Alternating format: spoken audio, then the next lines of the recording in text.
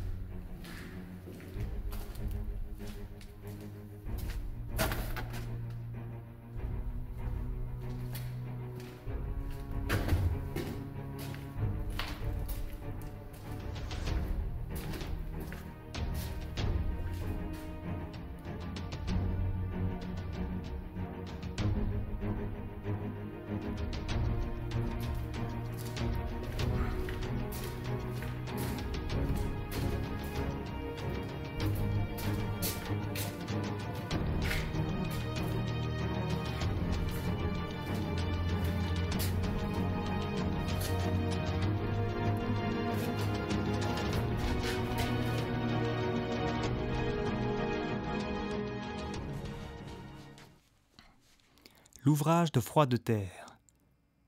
Construit entre 1887 et 1888, cet ouvrage d'intervalle fait partie intégrante de la ceinture fortifiée de Verdun. Pouvant accueillir 122 hommes, il possède une tourelle de 75 mm, 2 tourelles de mitrailleuses, une casemate de Bourges dirigée vers l'ouest, ainsi que 2 observatoires cuirassés. La tourelle à mitrailleuse modèle 1899 fait partie des différents types de tourelles équipant les forts serrés de rivière. Il s'agit d'une tourelle à éclipse dotée de 2 mitrailleuses. La tourelle mesure 1,31 m de hauteur extérieure et pèse au total 25 tonnes. Une seule personne s'occupe de la placer manuellement en position de batterie grâce à un contrepoids qui équilibre l'ensemble à l'aide de poulies. Une fois en batterie, la muraille dépasse de 83 cm au-dessus de son avant-cuirasse.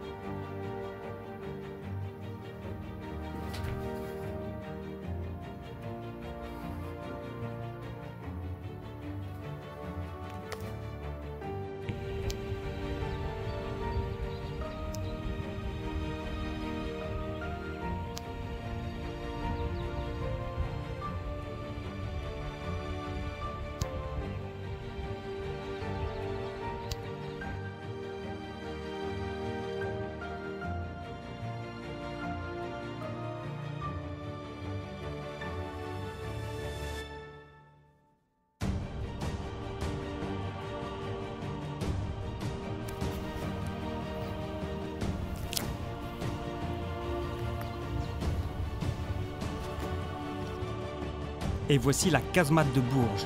Ce modèle de casemate fut expérimenté en 1899 au polygone de tir de Bourges, d'où son nom. Puis elle fut construite à une cinquantaine d'exemplaires jusqu'en 1914 pour renforcer les forts et ouvrages du nord-est de la France. Donc je continue l'exploration et là j'arrive à une deuxième entrée, cette fois-ci assez incroyable. Je tombe sur la tourelle d'artillerie de l'ouvrage de Froidterre. Elle est dans un très mauvais état, toujours dans son jus, avec notamment le balancier, le contrepoids. Allez, c'est parti, on se regarde ça.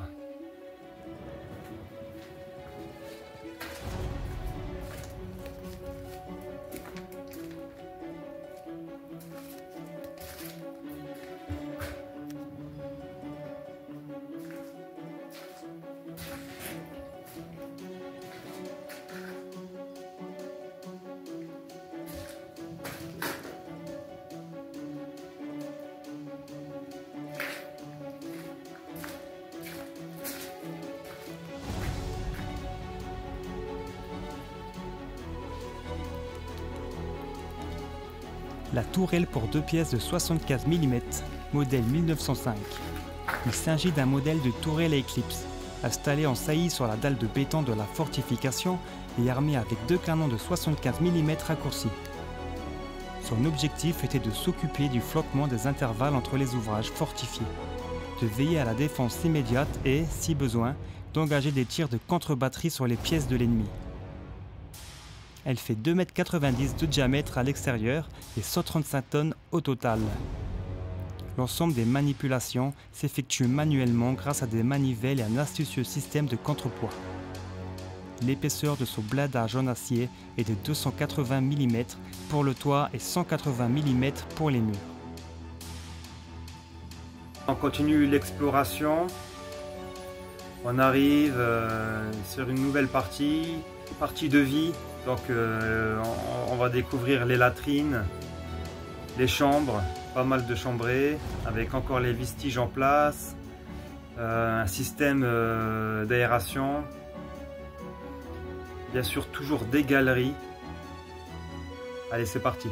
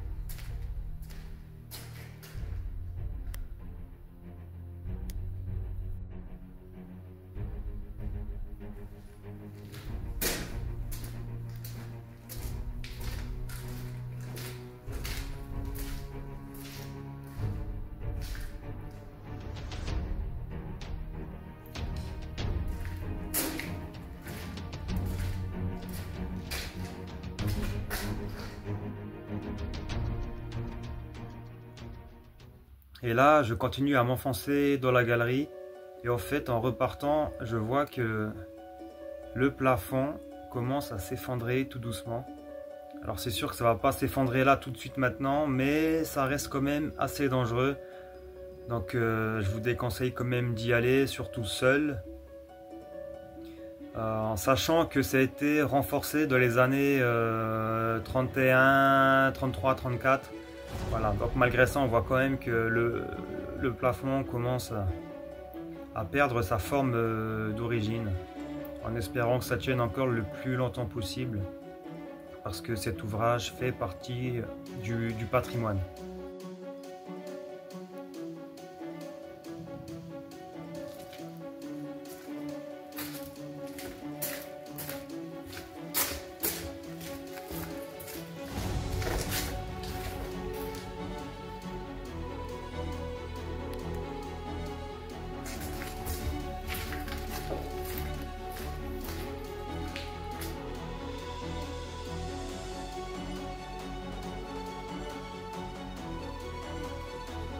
Donc cette vidéo, elle a été faite avec les moyens du bord. Hein.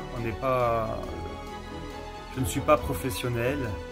Et si vous voulez m'accompagner sur place pour explorer des vestiges de guerre, première et deuxième, si vous êtes un monteur vidéo, si vous avez du matériel pour les photos, etc., il n'y a pas de souci. Vous pouvez me contacter sur Instagram, sur YouTube, sur TikTok, Mémoire en béton. D'autres vidéos à venir sur la première et deuxième ceinture fortifiée de Metz, sur la place forte de Thionville. Voilà le thème des prochaines vidéos. Et en attendant, je vous dis abonnez-vous, merci, lâchez un commentaire ou un petit j'aime si vous avez aimé.